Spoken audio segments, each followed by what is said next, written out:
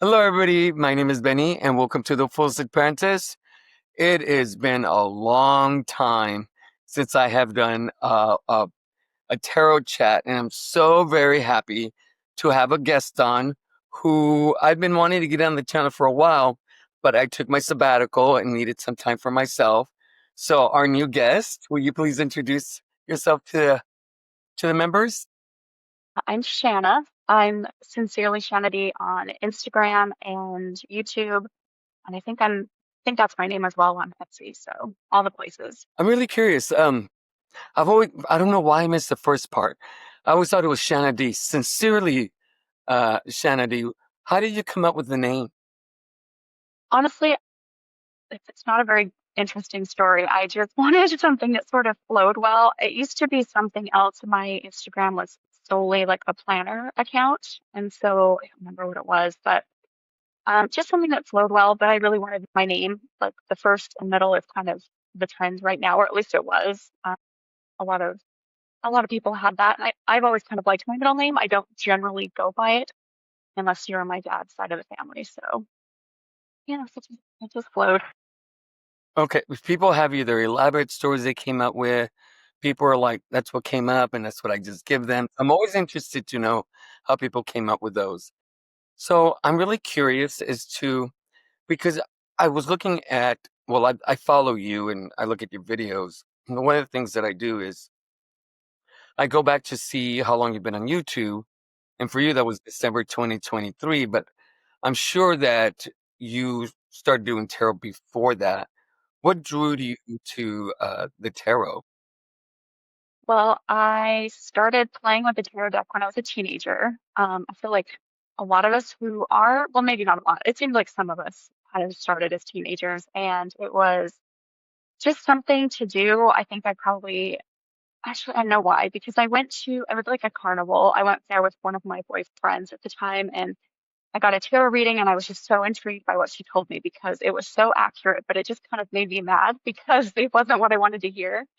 So I went and got a tarot deck and started playing with it. And growing up in Utah, it was not something that I really shared with any of my friends except for a select few. And even they were like, it's evil, whatever. So Oh, I played with it for a few years and then marriage and kids, I put it away again for a few years, several years, and then came back to it. I think it was 2021. was that Yeah. during COVID? I think. Yeah, I think that was Yeah. like the height of all of everybody's tarot tubes Yeah, and I think a lot of people who were interested really had time to kind of delve into it. well, Excuse me. I was telling Shanna that I have allergies and I get this cough, so my apologies to everybody.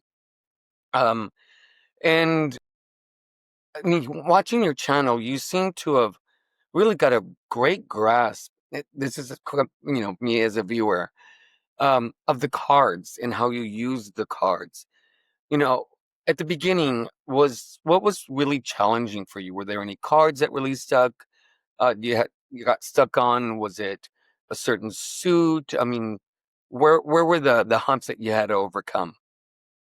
um, I think like anybody right at the beginning, I had no idea what I was looking at. I didn't have the title. I didn't know what it was. There were a couple decks that I had picked up early on, like the Morgan Greer, that I it just had it has numbers. There are no titles.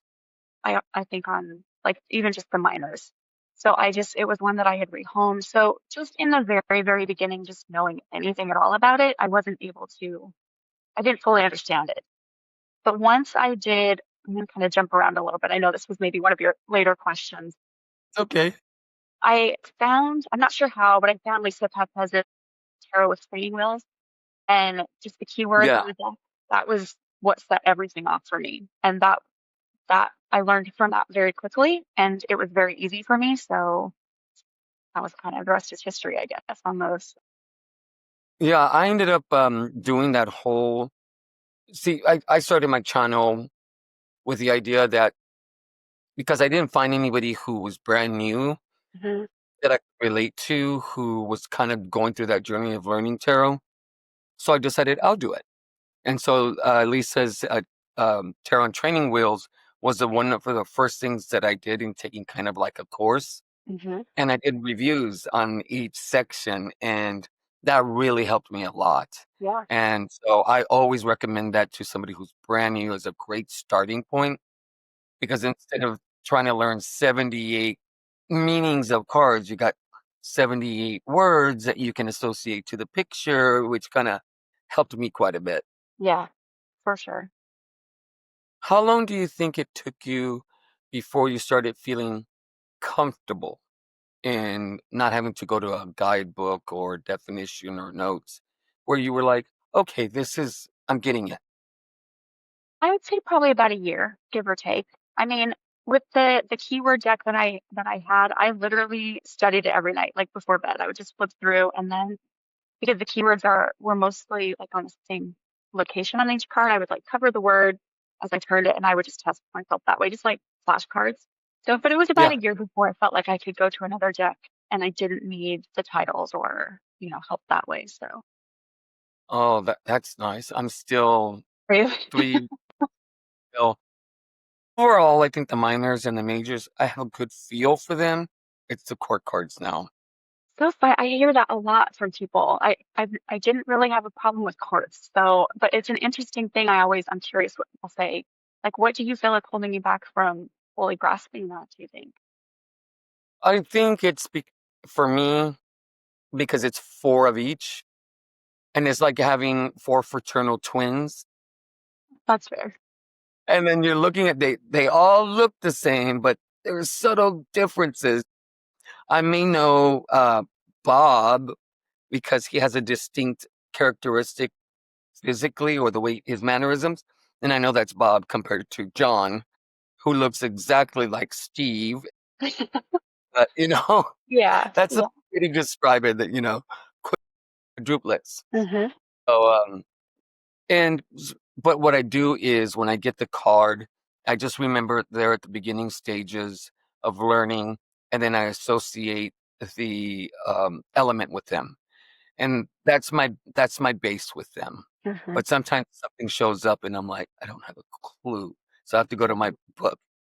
But this is a year that I want to really start learning them. Now, did you only do readings for yourself that first year, or because I had watched your video where we reintroduced ourselves, so I got Yeah. to know a little more. I know you did readings, but you don't generally do readings unless people ask. But did you do readings within that first year?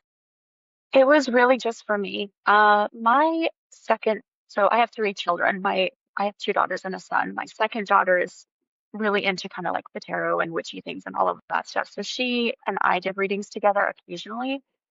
Um, but I think there was only one or two other instances where I met like someone outside of my family and like to sit and read and do tarot. And it was a ton of fun. I don't know. I'm not very good at like putting myself out there, so I haven't really had a lot of opportunity or taken the opportunity to do that for people. I have this grand idea of going to a public place, just sitting there and doing free readings. Yeah. Not done it. I think I will once I feel more comfortable with the court cards, but until then, I've done some reading for friends and for people at work. I have a friend of mine that I do a year ahead reading, the wheel, Hmm.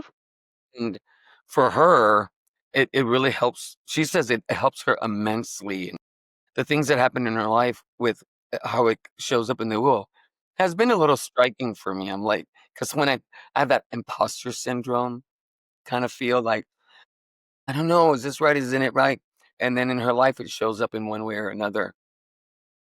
Now, did you always start off with a Rider-Waite system, or have you delved in any of the other systems, or is it just Rider-Waite-Smith?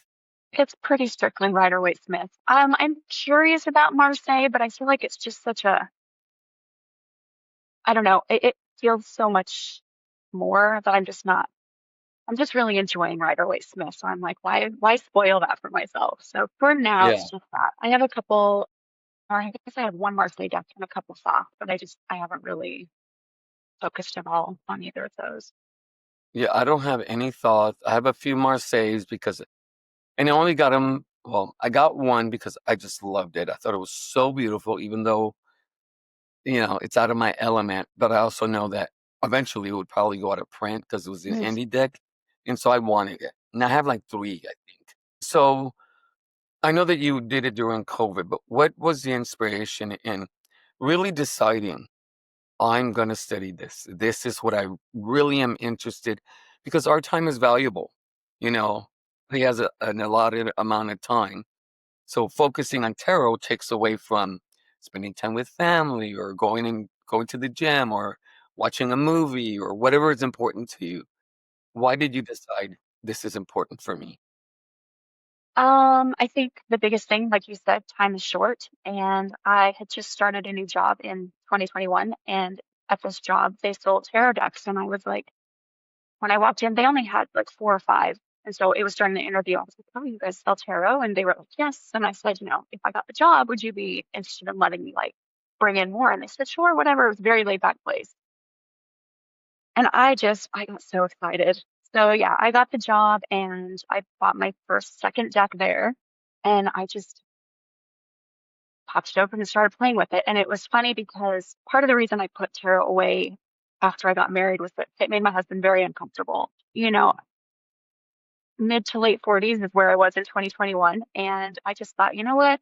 I'm a full grown adult. Like, it's okay if someone's uncomfortable with this thing. Like, I'm not doing anything bad or whatever. So anyway, um, I just felt like it was really important for me to like come back to that place for myself. And he's been fine with it.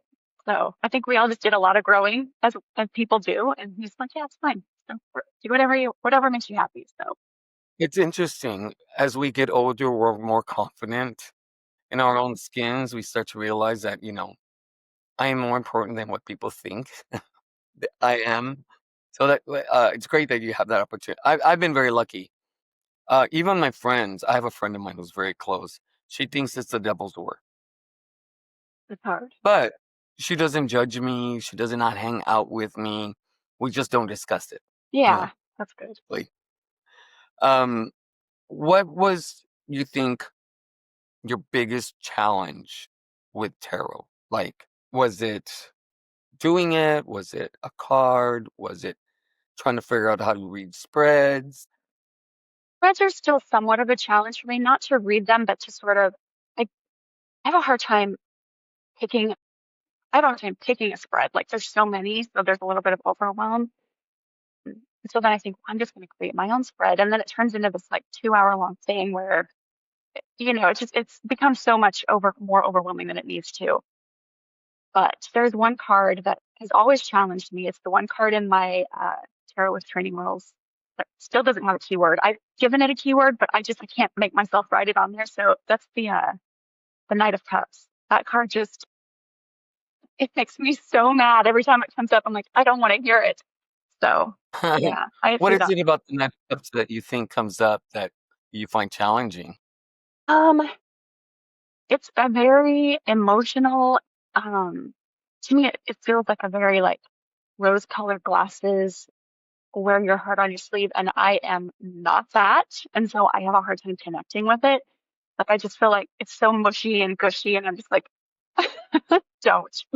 So yeah, I think that's probably why. I have a hard time connecting with it. And you like using oracle decks with your tarot decks, I've I noticed. do, yeah. I wouldn't say I do it regularly or like with a lot of intention, but I do occasionally pull them out. I have a few decks that'll have like their specific, oracle that goes with them that I enjoy using with them. So Um, I'm always curious about this.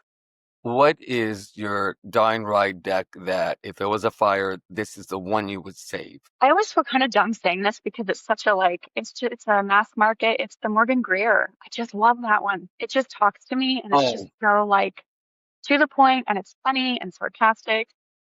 I love the Morgan Greer. Yeah, I just it's like just a good the way one. it's like a time warp for me. It takes me back Yeah. to a time of when I grew up and watched everything. And the idea is like if there weren't any more decks that were gonna ever be made, which one would you take?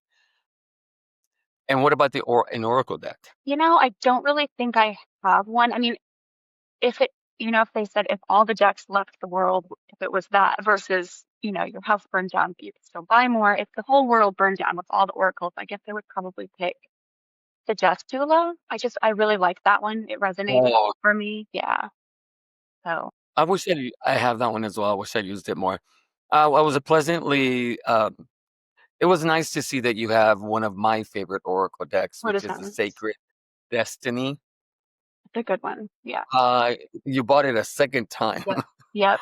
I love the Sacred Destiny. It's one of those in a hashtag, what deck should everybody have? An Hmm. oracle deck. Mine was everybody should have the Sacred Yeah. Destiny. It works with Absolutely. so many decks. It does.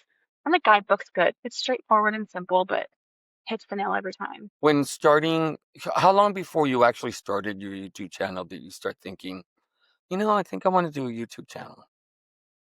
Probably about 6 months. Because that's kind of when I started watching, and I didn't even know that tarottube existed. I didn't know until I was, found Lisa's channel. I was like, this whole world opened up, and I Mhm. just really wanted to talk decks. I just wanted to be part of that conversation. So not very long. Um, and my daughter's always been kind of on tarottube sphere, or not tarottube, but YouTube sphere. My son's got a channel, as kids do. Um, so I felt pretty confident that just with my phone and the few little things that I had, I could set it up and be ready to go. So from the time you decided, okay, I'm going to do this, how did you decide to, I'm going to change the question. How did you decide what video you were going to do first? There was a VR that I did, and I actually did that one. And about three It was days a later, I deleted it. Yeah, I just You completely, did? yeah, I did. I took it down. I deleted it off my phone. No, it doesn't exist in the world. So I said this one thing that I felt it wasn't even, I'll be honest. Okay, I'll tell you what it was. I used the word she about someone instead of they, and I just panicked because Yeah. I knew that they went by they, and I was trying so hard to be like, because I'm fine with using they, and anyway, that just freaked me out, and I just didn't want to come across as that person. So I was like, I'm just going to delete it and I'll start over. So I did a different video. I think that person will probably appreciate it. I did the same thing. I had I'm going to do one soon as well. I highlighted 5 channels that I really liked that I subscribed to that had less than 1,000 members. Hmm. And I highlighted them saying, hey guys, let's support these people. Let's see if we can get them to 1,000. And one of them, I can't think of her. I can't think of their channel name yet. See, I just did it. I just did it.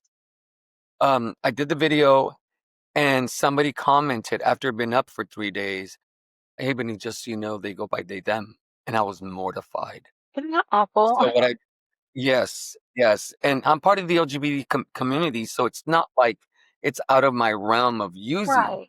It's just, I don't use it very often. It's not part of my everyday normal vernacular. So I took that video down, cut her out, redid that video, worked really hard to not have any her, or anything.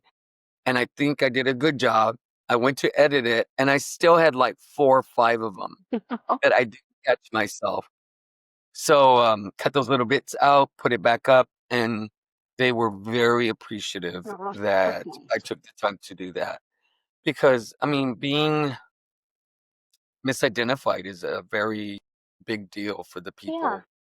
Like I go, okay, so this is gay culture. Okay. With my straight friends, it's he. With my gay friends, it's he, her, hers, his. Okay. A lot of my friends were like, girl, please. Yeah. It's just part of it. Yeah. Um, it's just a thing of endearment with one another that we're just a part of the community. So after you deleted that one, was it the Christmas one that you decided to post and left out? Yeah. It was very safe. Yeah, very, very safe. I love VRs. Love them. They're one of my favorite videos to make. And I think you have multiple ones Hmm. as well. Yeah. And so you started off with your phone. Are you still using your phone? Yeah. Yeah, I have a camera in my Amazon cart that I've had in there for like 2 years, like on my wish list or just, save for later.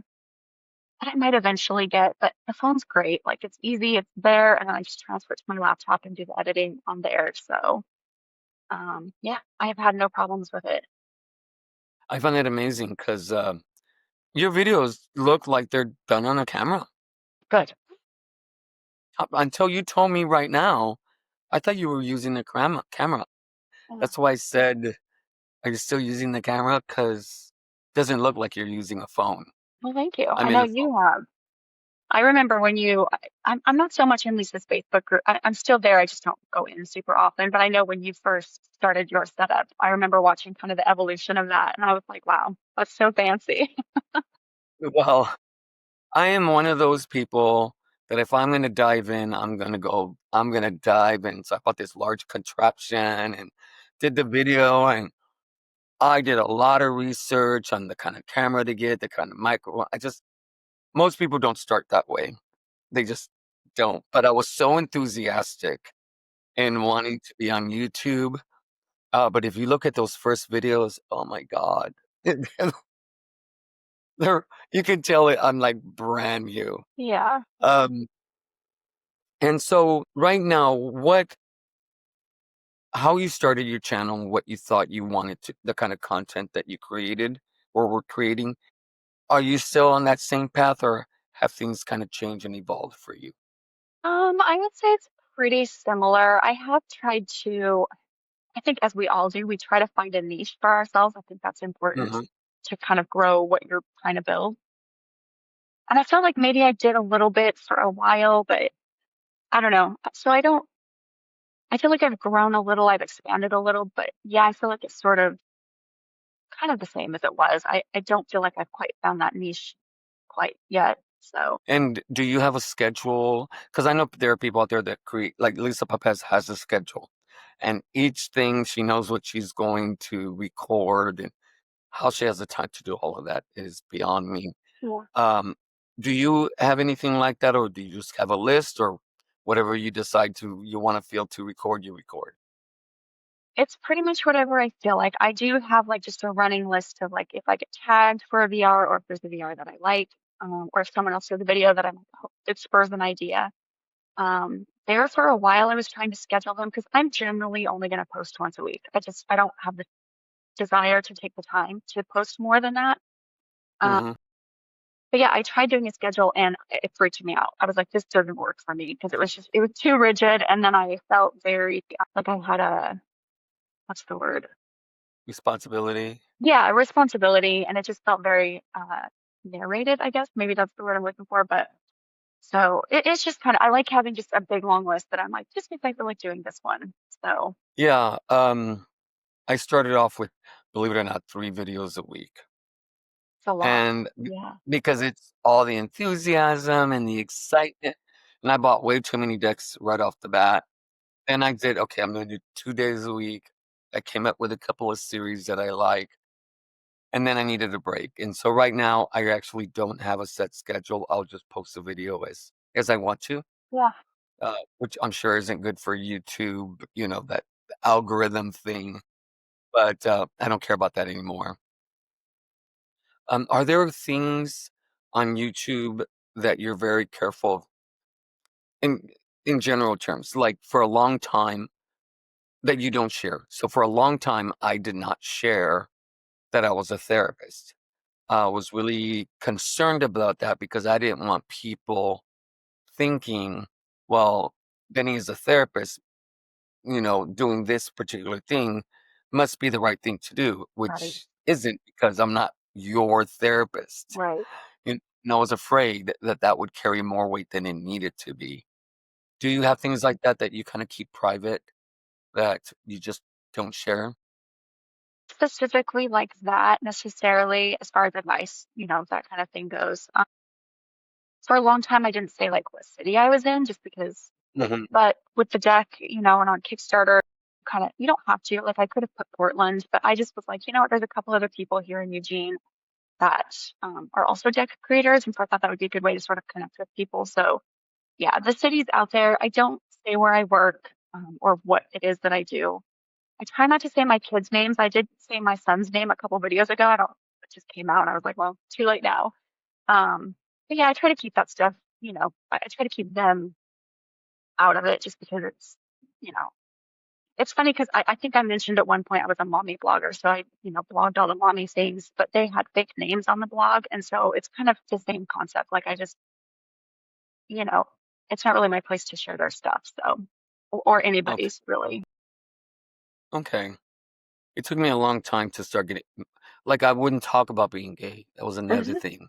Yeah. Um, I don't know if I come across as before I came out to everybody, I didn't know if I came across as gay. Um, it's nothing that I hide or anything, but being on YouTube, I didn't know what kind of feedback I would get, what I get, Yeah. oh, which I hate feedback. Yeah. Because I had another series that I did outside of tarottube, and people said some really horrible things. And so I was apprehensive, but finally I was like, I promised myself I would never hide. So finally I just talked about it because it's really part of who I am as a human being. So Have you had people on YouTube, I guess, be aggressive with you about it? on tarottube, no, not at all, not even once. I've only had one negative comment that created a reaction with me that was surprising. Um, I was talking about these texts that I had gotten, and someone mentioned that it's 3 words, but I was a compulsive shopper or some kind of addiction kind of thing going on. And I had a response, and I wrote this response. Uh, and then I was like, why am I doing all of this? I don't have to respond. But it Hmm. inspired a video that I want to do about what is, because I do know this, what is addictive, what is compulsion, what is just, being an enthusiast, a collector, and really talking about those things. Yeah. And the thing is that somebody could just like me, I'm very fortunate before I got my house. I had all this free income so I could buy whatever I wanted. And so I did. But you make one statement to somebody and all of a sudden they'll leave YouTube. Or let's say somebody does have, you know, problems with their finances because they're shopping. That one statement could put them in a tailspin. You Right. just never know what your statement will do to the other person on the other side. Me, I'm a healthy, relatively healthy, you know, m- grounded person, and I wrote this paragraph and, I don't have any major issues going on in my life. Right. Imagine if somebody that was vulnerable and was struggling with not buying decks and stuff, and they got the same comment, what impact would that have on them? Right. So I think sometimes we really have to think before we hit send. Yeah. Absolutely. Yeah. But thank you for asking. No, Terra 2 has been extremely supportive. Lisa really inspired me to be really my authentic self because her and Peggy it's just, it's just them. They're just Yeah. living their lives and they share it with us. And that made me feel like, you know what? It's okay. I need to calm down. It's not Yes. that serious. Yeah. Was it a big learning curve for you to record, enter your computer, edit, upload? No, only because I've always really liked technology, and so it kind of comes easily for me. I think I was lucky in that right out of high school, I didn't have a computer, but my boyfriend did, who's now my husband. So like we started on AOL, like the chat rooms, and it just evolved from Yes. there. Like I got a BlackBerry, like all the little things that sort of happened along the way I had, and I got to play with and experience, and so it's enjoyable for me. I like to learn it. So this was nothing. And then the editing software my daughter had. And so she let me log into her account and I used that. So it all just came pretty naturally, which I know is not the case for most people, especially my age. So I think we're similar ages. I'm in that age group. I'm 56. I'm in that generational gap where um I know some technology, but I'm not young enough to have grown up with it and know a lot of it where it yeah, just becomes natural. Let me tell you, YouTube is my customer service when I need to figure something out. I go to I love YouTube that. and everything I've learned has been through YouTube. Every little thing. And that's helped a lot. But it's a huge learning curve for me. Yeah. Um, and do you just talk into the camera and whatever comes out comes out? Do you have an outline? Do you have scripts? So script was the word I was looking for earlier, not narrative. Okay. Yeah, generally speaking, I do better not with a script. This past week, I've made 6 videos and scrapped every single one of them because I had a script. I wanted to do something very specific and I wanted to make it flow well. And so I just made the script and it just sounded like I was reading it, which I was, it was what I had written it with my notes, but I just don't do well with it. I think I would do better maybe if I gave myself time to practice it or whatever and then go off of what I remembered from it. But yeah, scripts don't really work for me. It just sounds too inauthentic. So Yeah, I was using the word yeah, authentic and yeah. authentic. Yeah. Do you make mistakes, pause, and then start again and then edit I it out learned that later? from you, actually. Yes, you said in one video, you said, I learned how to just stop talking because you could see on when you're playing it, the empty space, and you knew that was where Hmm. you genius. So yeah, I started doing that. It's right after you said that. So yeah, that's pretty Yeah, much what I'm doing. It's super it helpful. was it was just one of those things that I noticed. Hmm. So I started doing it because I hated hitting stop and then record again. So have you ever done any bloopers on any of your videos at the end? I think I did one once, maybe at the end. I couldn't tell you what video it was, but I love yours. They're so funny. I would like to do that. I need to do it. I need to do them a little bit. I haven't done them. Well, I haven't done videos in a while. I keep calling them gifs, the thumbnails that I do. It's me in front of a camera just making stupid faces.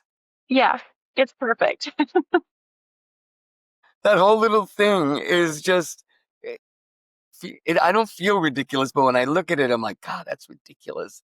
So sometimes I'm at the end, but that's how you get your thumbnails is by Mhm. doing stuff. I watch a lot of people's thumbnails and I'm like, that's a weird, image, but how did they get there? Like, what did they do to get there? And it's Yeah, just that whole practicing what works for you. I think most of yours are really overheads of what you're going to be doing or pictures that you doctored, correct? yeah, yeah. Most of them, there's a couple that are have my face. I over obsess. I'm like, even if I wanted it to be a silly picture, I'm just like, you look so stupid. And it stresses me out more than it's worth. So most of the time I don't do one of my face, but I might get there eventually because I know at least it seems like those thumbnails get better views. I don't know. It's just people like to see those. So I actually asked the people who subscribe to my channel, do you think I should continue with those or do just an overhead? And overwhelmingly, people talked about, we really like your thumbnails as they are, that's fun to So see. one thing that I don't have that I just got, which I'm going to share with everybody in my next video, is you have a like kind of like a moving logo Oh, that yes. starts your video. So I was watching at the beginning, it was the pouring the coffee with you know your logo, and then later on you added the gold spinning, um, and that logo for you is going to stay with you. You think, or it might change? I just recently changed it a couple months ago when I knew that I was going to be launching the second edition of Little Bird Tarot. I wanted a way, I didn't want to say in every video, oh, I'm the creator of da da da. That felt, it didn't work for me. Um, so I thought if I put it on the beginning, then everyone sees it every time you watch it. Um, so I did switch to that and I just create those in Canva. So yeah, that's all it is. Canva Yep, kills me. it does.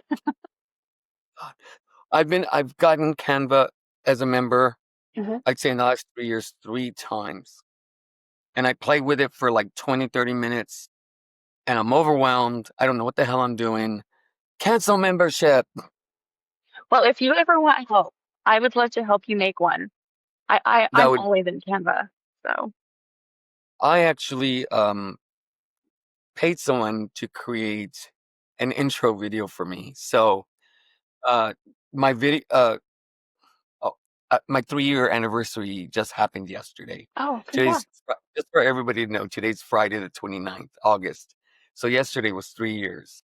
And so I do my goals every time. And this year, one of my goals, the last first 2 year, the first and second year was to have like a logo and intro video. Hmm. So I got, and Good. so I'm gonna let people see it and then tell me what they think, and then from that day on, I'll have it in my videos. Nice. So I'm really That's excited exciting. about that. Yeah. It's It's fun to very have something exciting. that's like specifically yours. Now, when it comes to tarottube, who are your favorite tarot tubers that you are like your go-tos? Okay, I wrote these down because I didn't want to not say who I wanted. So I did take notes. Okay, There was a couple. So I wrote Carrie's Mystical Musings. I just really like her yeah. content. She's just very straightforward and blunt, and she goes into a lot of like how she does specific things, but it's always with tarot, which I appreciate because that's kind of where I'm at. The next one is Moonflower Moments. Kate, the way she talks about the decks very much reminds me of when Dawn Michelle, was more specifically just tarot. Just the way that she talks about it is, it's just kind of a unique perspective, and I appreciate that. And then a smaller channel that I really enjoy watching is called Wit Sunday Oracle. She's Well, I just, haven't heard that. yeah, she's just, I think she's in Australia, somewhere in Australia. She's just small. I think she's got maybe five or six or 700 followers. Yeah, she's just great. I like her voice and her channel and what she talks about. Okay, I'll check her out. I was looking up Moonflower Moments because it was familiar, but I'm like, who is she? Who is she? I'm subscribed to her. I watch hers as well. Um, any particular people that you go to when you want to learn something, some particular skill, like how to create a new spread or journaling or anything that people do that specifically, that's what I want to learn today? Yeah, I think I wrote this down too. Well, I guess for learning, I would say I'd probably come back to Carrie's. I know it used to be Dawn Michelle. I know she's kind of moved away from just, specifically tarot heavy things. Um, but I would say her earlier stuff for sure. I watch her all the time, and the same with Lisa. Just both of them.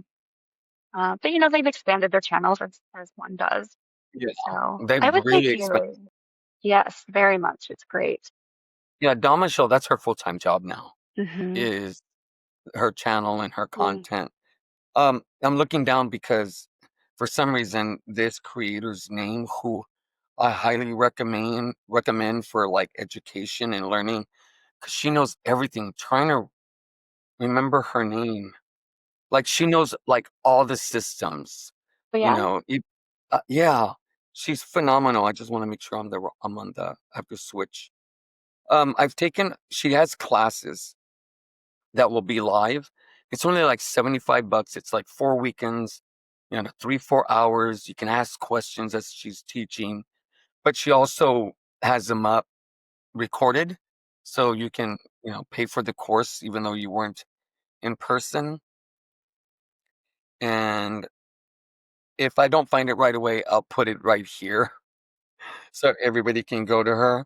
I think she's one of the most phenomenal, uh, for me, teachers on YouTube. And what she'll do is like, we get brand new cards that are out, and she'll go through each and every card. She'll tell you like why this particular card is important and why she likes it. Have you ever heard of Elizabeth on Earth, the yes, Oracle? yeah. Hmm. She got it and I have it. And she went through all the cards and talked about the cards. And I was so amazed because it doesn't come with a guidebook. Okay, that's nice. And so she was like my little guidebook through that whole thing. Let me see if I can find her real quick. Uh, I'm waiting for Kelly Bear to come back. Yeah. Okay, I can't find her right away. So I'm going to put it right here in the bottom. Um, uh, one piece of advice that you would give somebody who wants to start a tarot channel but hasn't pulled the trigger. Besides the obvious of just do it. Yeah. Take it slow. Just start with one video and see how that goes because every video I feel like you learn something new. and you pick out pieces that you like or that you don't like, that you want to continue, that you don't want to do again. So yeah, just do a video, make it, upload it, and see what works for you. And what I think is really great because you're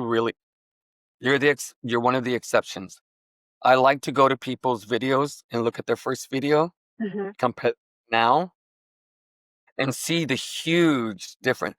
Your videos look professional from the beginning with the logo and the lighting, audio, all of that just sounded great right off the bat. There's several other people that I've had on that were the same way, but most people you could see the huge Yeah, difference as yeah, time goes on. So I think those first videos are a great marker so you can read on how much you've grown. yeah, absolutely. Um, do you feel that you've grown as a tarot tuber? Ta- Um, Honestly, no. I honestly feel like I've sort of stayed where I was. I've learned what I like to do and what I don't like to do.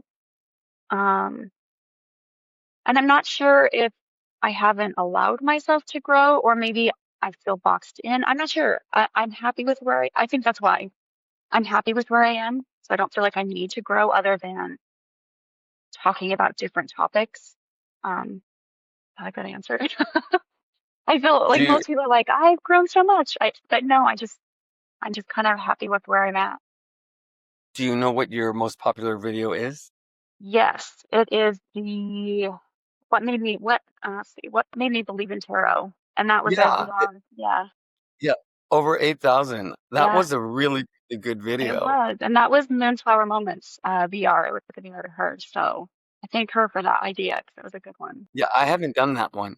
My favorite video where I felt I learned a lot for a couple reasons was how you use the color mage. Good. I love that one. I love that video because I got the color mage. Everybody wanted it, and finally they Yeah. reprinted. So I got it. But I was like, Now what? just yeah. So I would just treat it like any other Oracle deck. I'd shuffle it. What came out.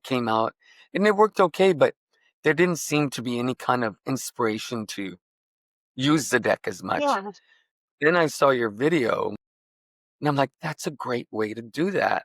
It's a great Yeah. way to get more involved with the cards and Hmm. connect them to the tarot, which I thought was amazing.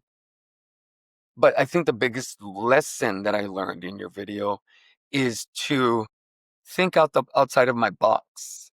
Like there's, this for me to think about like why am I stuck?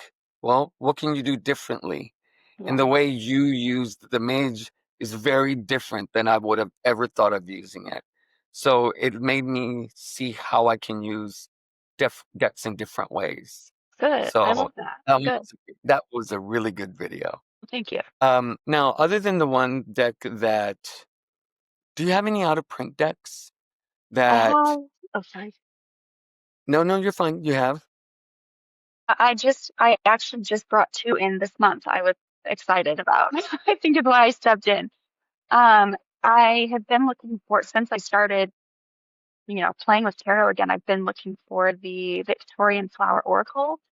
And I remember I posted about it in Lisa's Facebook group, and everyone was like, good luck, you'll never find it. And I was like, wow, now I have to.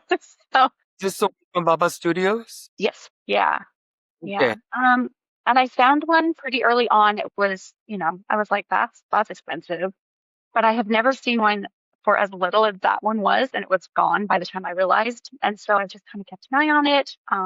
And one popped up. They were in the UK, and it said that they only would ship to the UK. So I just messaged and I was like, "Do you think you'd ship to the US?" And they were like, "Yeah, sure." So they did, and I'm thrilled. I'm so excited to have it. Are you gonna do a walkthrough of it? Yeah, for sure. Yeah. And what's the other one? The other one is Madame Lydia Wilhelmina's Monsters Macabre, and yeah, I just got that one in as well. I have that one. I don't use. I watch your decluttered Hmm. in videos, and I've been thinking about decluttering, and that one's one that I want to let it go. Do I not want to let it go? But Yeah, I never use it. But it's beautiful. And I was watching one of your videos, and so I have a shelf in my closet where I have all these decks I don't use, and I pulled it out, just that one, And I'm like, it's so beautiful. Maybe I'll keep it. So I don't have a clue, but I'm Yeah. gonna do a video as well. I just got one that I've been waiting forever for, and I'm trying to remember which one it was. I just got it. I can't remember right off the bat. I've wanted it since I first started in 2023, 22. When I saw it, it had come to me. If I find it, I'll put the name in it. And then, do is there a limit on how much you'll pay for a deck? I said there was, and then I bought this last one. So yeah, I mean, there's kind of I guess it depends on how bad you want the deck and how out of print it really is. So, and Yeah, like you, I have play funds, like I have extra that I get to play with. So, that makes it easier to make that decision, I think too. well, right now I'm having to budget. Oh yeah. I am having to budget. I've had several things happen that need to be taken care of. So I'm not as freely nilly as I am, but now I'm also more selective in what I buy, because like that first year, I think I bought like 50 plus decks Yeah. in 12 months, which is All the decks. crazy. Yeah. Um and it was just because I found them so beautiful and I wanted them all. Yeah. Well, and you want to like But hold them and look at them and yeah. I was doing well. I think I had maybe bought 10 decks by June. And then this month I bought like 6 or 7, but there were several out of print decks. I got a backup of the Bone Stone and Earth. I saw that. I was so jealous. It After was, I saw you did that, I put it on my eBay. I'm like, that's it. I'm watching for it. yeah, I got it in a very reasonable price. And when you get something at a reasonable price, I'm like, I hope I'm not getting scammed. Yes. But Yes. I do my normal send pictures of this card, and I never pick the same 2 cards Hmm. when I do this. With today's date, you know, Yeah. That's show me a smart. picture of the back box. Um, and then I got a backup. Oh, someone, oh my God. I know it. Someone gifted me the carte postal. Nice. That's the one that I've been wanting since I first started tarottube and I saw Yeah. it. That's good. Mm. And so I know that the creator's son is selling them on Etsy. Oh, is that People, okay. I yeah, wonder. people, yeah. So people are like, oh, like me, is it really, Hmm. is your son, is this a real thing?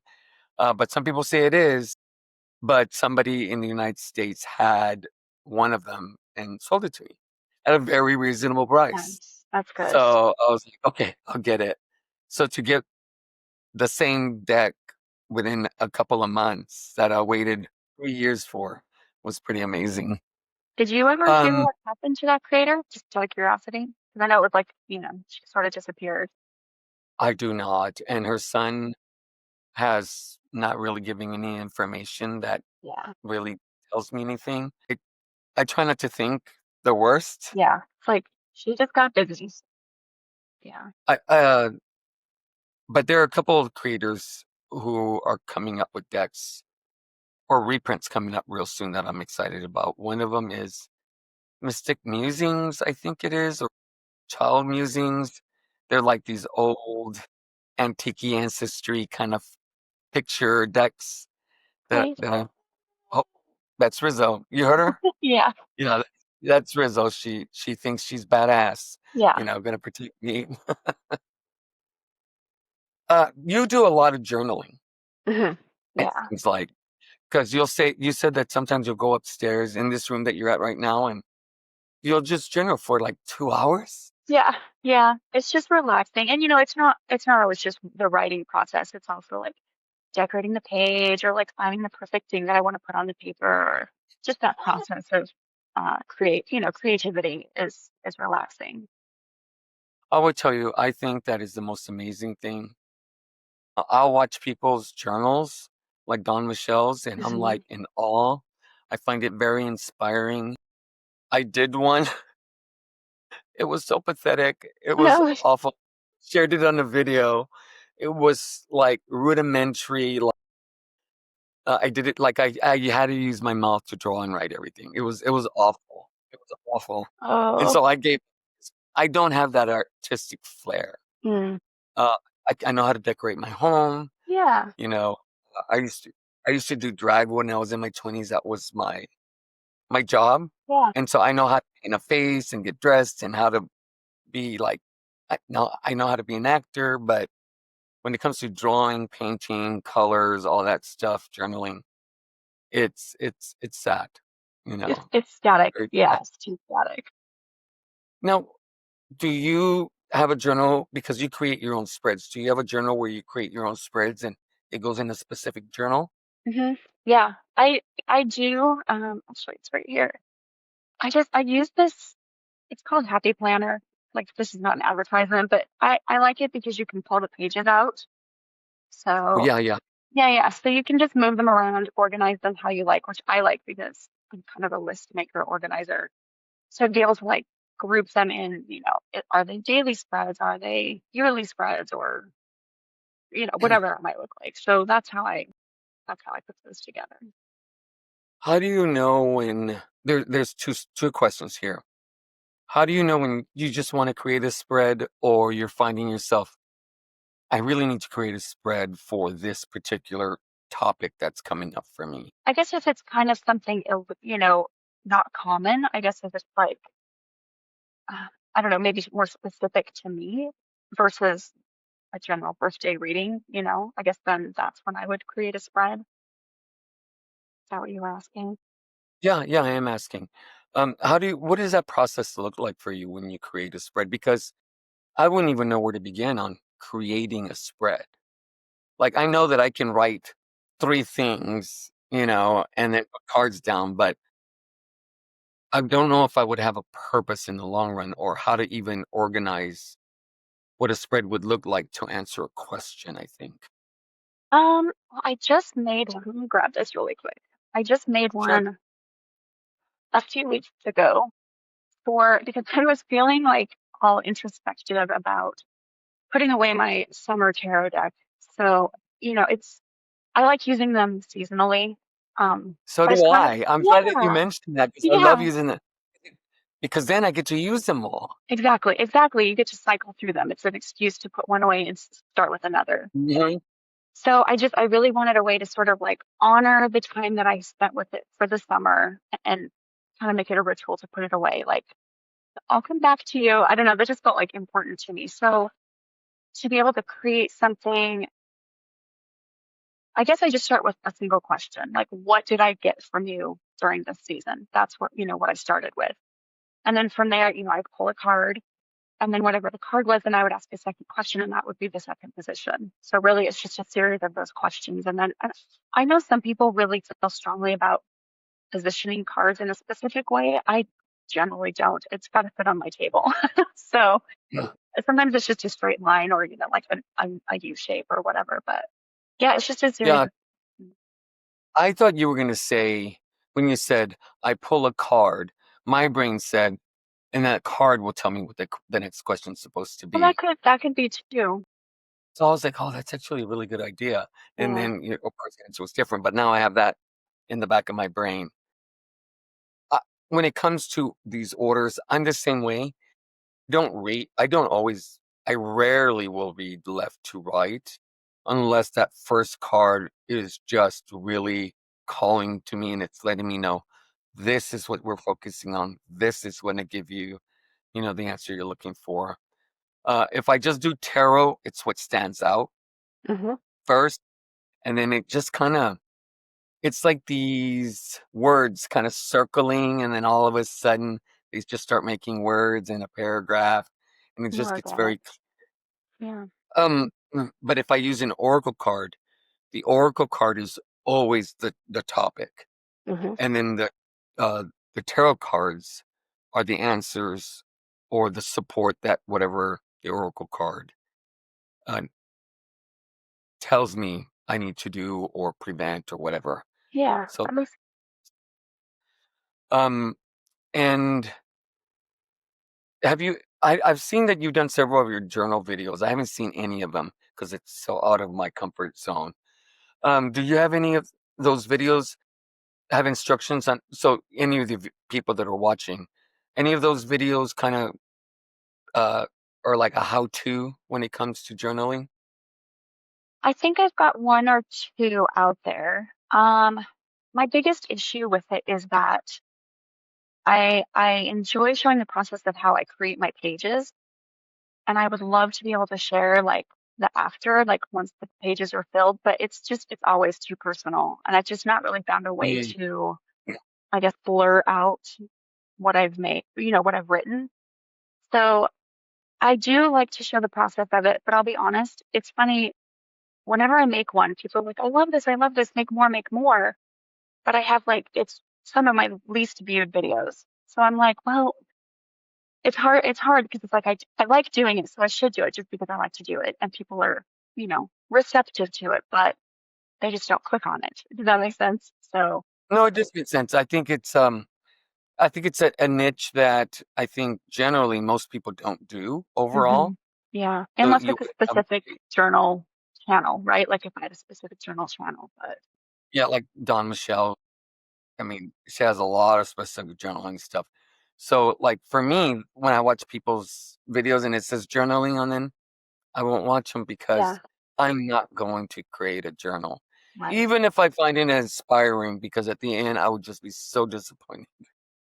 That makes Journal sense. like now, um, one deck, one tarot deck, one book, one piece of advice with starting tarot. What would those be for you?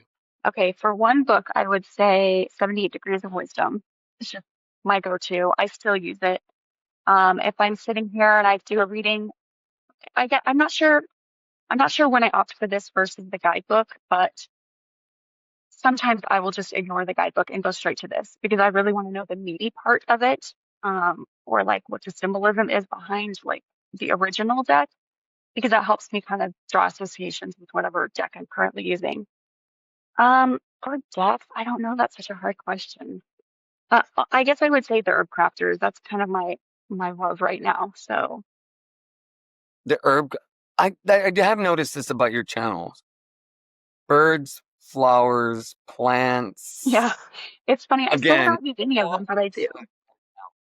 all Yeah, outside of my realm. yeah, And I have a flower. I love flowers. I think flowers are some of the most beautiful things on earth. So I have some decks that are flowers, but I have to learn the flower to kind of get the association. Which this is a perfect transition when it comes to your tarot deck. You know, uh, there are so many different types of birds, hmm and so it, animal decks. I know some. When I know the animal, I can kind of get it. But right. if I don't know the animal, and there's 78 cards, and I probably don't know half of, that's a lot to learn. Yeah. Um, but why did you decide to create a deck with birds? So I really wanted the original idea that I had was, let me see if I can find her name. Oh, it's Eden. What is her name? I wrote it here somewhere. Oh, And Edith really, this is the Holden. question I've been wanting to ask you: is like, why birds? Yeah. There's an author from, I want to say the late 1800s. Her name was Edith Holden, and she did a whole series of like diary entries, and they got published, and they're just beautiful.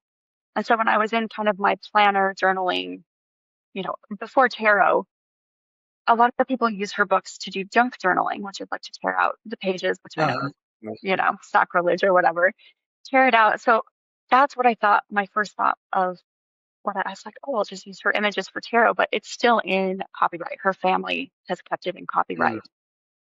And then I thought, John James Audubon. Like, I don't, it was just the natural next step in my mind because it's very similar art style and his is out of copyright. So it was just a natural progression. And my grandma really loved his artwork. So that just felt it was a good little stepping stone to where it is. So let's use the fool for example. How did you decide on the image for the fool? And this just gives us an idea of how you worked with the rest of them.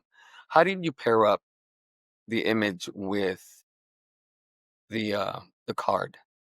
That was my favorite part of the process. It took me several Really? months. Yeah. Basically, I have a quad back Rider Waite Smith, and I reading order, and I went through, and I pulled out the Fool, and then I flipped through the hundreds of images that I had of birds, and I was like, that's it, that's the Fool. It needed to feel, there had to be some kind of association, something that felt Fool like, or something that felt like the Seven of Cups. Uh, I don't know, a vibe like the Three of Swords. The image that I used was of it's two birds and one of them is facing away and the rump of one is kind of the shape and it's red, the shape of a heart. And I was like, it's the Three of Swords. It was perfect. So just things like that. What any card really was a challenge to find an image that you were like, this one's it for this one? There were a few. I think I've got six different renditions of the deck and each one had a few different cards. So yeah, I can't think off the top of my head which cards they are. But yeah, there were a few. And then obviously, once I found the one that I really wanted to use, I would do a quick Google search, like, what's the symbolism of this bird? Or like, what are the mythological associations? Just to get a quick glimpse, like, does it make any sense whatsoever? And then obviously writing the guidebook part came, there's a lot more detail that went into it, but I did want it to make sense. So there were some that I chose that I liked the image, but it didn't really make sense for the energy of the card. So Okay. Did did you have like did you work on it daily? Did you work on it on weekends only? A couple hours every time you sat down, or were you like hyper focused? I want to get this done. This is my passion for the next several months. choosing the cards, I just kind of did it whenever. I kept it loose because once I put that rigidity of a schedule, it's over. I don't want anything to do with it. It's just my personality is, I don't know what that is, but it's frustrating. So Because, yeah, I'm yeah, like, because it becomes a sense of responsibility. It exactly. becomes a duty. Yeah, Yep. so I get that. I completely get that. Yeah. That's why, like for me, videos, very rarely will I'll edit out things that are just a big mess. Like I mispronounce a word and I'm struggling with a word for like 5, 6 seconds. I'll cut that out. Yeah. But usually what you see is what you get from beginning to end. And right now, I just like the fact of doing it when I do it, you know. Exactly. It's just for fun. Like I'm trying to keep it not that deep. So yeah. When I did the guidebook though, I, I had already started talking about it, like social media wise. And so Hmm. I felt like it was a commitment. I created, you've probably seen like people where they'll print out a sheet and they'll like color in every time you save $100 or whatever that looks like, whatever Hmm. those goals are. So I printed it out with um, all 78 cards had a little circle. And so every time I completed a guidebook entry, I colored it in. And that was a really good visual way for me to do it without having to go in order and I could jump around however I wanted. It was a good way to be like, okay, look how far I've come. I can do this. Yeah, I love that. We had something like that when I was 19. I was stationed in Okinawa, Japan. For those of you who don't know, I'm a veteran. And 200 days out from being sent back home, there was an airplane with, the little area that you would walk, and they were numbered, and every day you would color one. You would color one. 2 days, 9 more Mhm. days, 6 more days. Making such a So difference. seeing that progression is exciting. Yeah. Any particular card was really like a breeze. Oh, found it. I already know the guidebook entry. Easy, boom, out of the way. Yeah. The Jebel card was an instant. The second I saw it, I don't even think I was on the Jebel card. That wasn't what I was looking for. But when I saw the image, I was like, oh, that's the Jebel card. Yeah. It just, same with the guidebook. It just, some of them just came so easy. It just, the stuff that I would find online as far as like, again, the mythological associations or, whatever that looks like. Some of it just came so easy. Just was meant to be. And would it be fair to say that creating the deck, writing the guidebook is half the job? Now it's everything else when it comes to finding the kind of card stock and the company to do, and then doing orders and shipping them out. Absolutely. Yeah. And I think, Did you find that? did I what? I'm so sorry. I didn't mean to interrupt you. Did you find the whole process tedious? No. I actually really enjoyed the process. Really the whole thing. I think the process that I'm currently in right now is the pre-orders of, watching the orders come in. This little tiny window part is a little bit tedious, just keeping up with messages and making sure that I'm responding to people. So it's really important to me. I don't like to leave people hanging with questions. Mhm. But I think it'll be easy once the pre-orders close and I start the process of ordering the decks and getting them. I don't even mind doing the shipping out part. That part's fine. So I think this part that I'm in right now is the most tedious. Okay. Considering your first experience with the first edition, because this is the second edition you're doing, correct?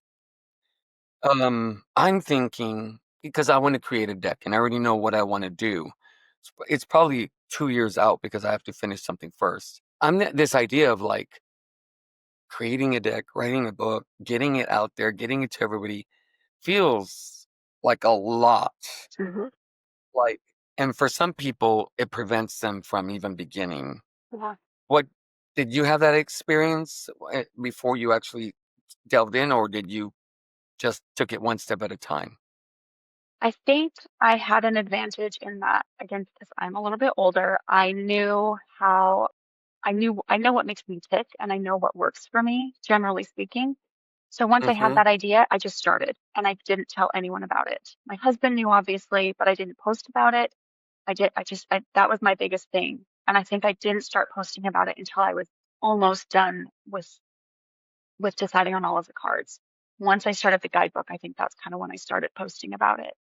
So, and I Okay. didn't share the idea because I was terrified that someone was going to be like, oh my gosh, pre-existing art, I'm going to do it and I'm going to be faster at it. And I'm going to put it out before she Yes, does. yes, So, yes. yeah. That's why I say, I was very gentle. I've told a few people in TerraTube what I want to do.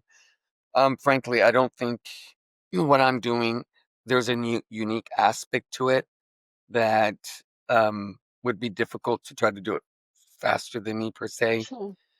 But still, it's a guarded secret because you don't want anybody to take it. Yeah. Well, I'm So excited to that see what it is. That'll be fun.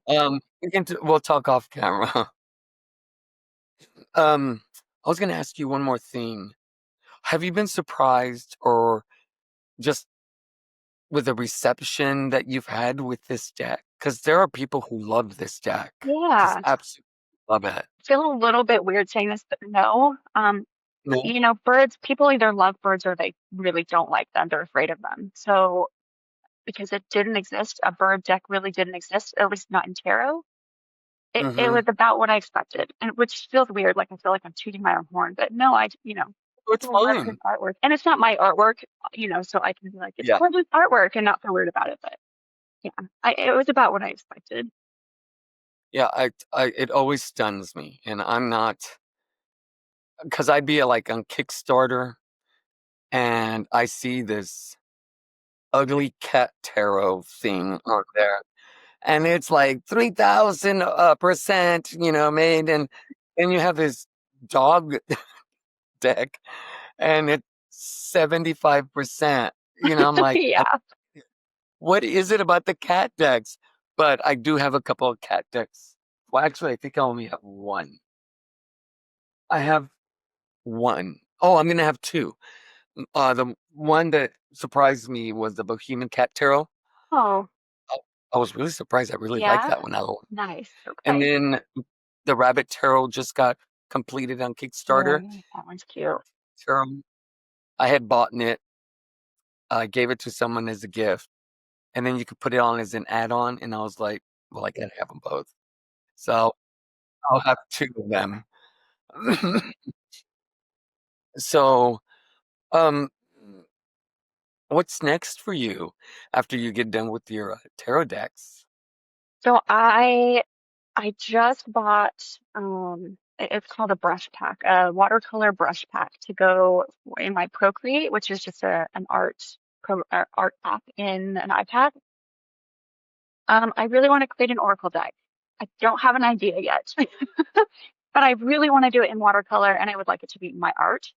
I have some loose little ideas that are kind of bouncing around. I'm just not quite sure how to put them into an oracle deck yet. So I think that's going to be my winter project. I do have an idea of an oracle deck, and this I don't mind sharing. Do I not mind sharing? Yeah, no, I'll keep it to myself. But I really want to create a tarot deck. I don't think I'm in a place where I think I need more time with the tarot, but Hmm. also I think the time that I do put in by the time I'm done with my project will eventually I'll have a solid foundation with the tarot. Um, Now, any advice, like the one piece of advice you'd give somebody who wants to create a deck, other than just start? Be patient with yourself. Give yourself grace. Oh, that's a Keep good one. keep notes. 100% keep notes. Like they don't even have to be in order. Just scribbling stuff down as you go because that was imperative for multiple things, multiple steps during the process. But yeah, just be kind with yourself and take your time and enjoy it because really at the end of the day, that's it sounds so cliche, but that's what you're doing it for. I imagine unless you need income, that's what it's for, is to have fun and enjoy it. Yeah, I love be patient with yourself, but more importantly, you're right. Taking notes, because that happens to me. I'll have an idea, but I'm busy doing something. Yes, What was that idea? And then it's gone, it's and gone. I don't have You'll a never clue. get it. Yeah. Yeah. Well, I really appreciate you coming on. This was a wonderful Yeah. conversation. Yeah. Thank you for asking me. I was so excited when you reached out. Yeah, no, I've been wanting to have you. I would have had you a long time ago had I not taken my sabbatical. Yeah. Uh, but thank you again for Yeah. coming, everybody. This was another chat. I'm so glad that you were able to join us. And until next time, I am the Fool's Apprentice. Bye, everybody.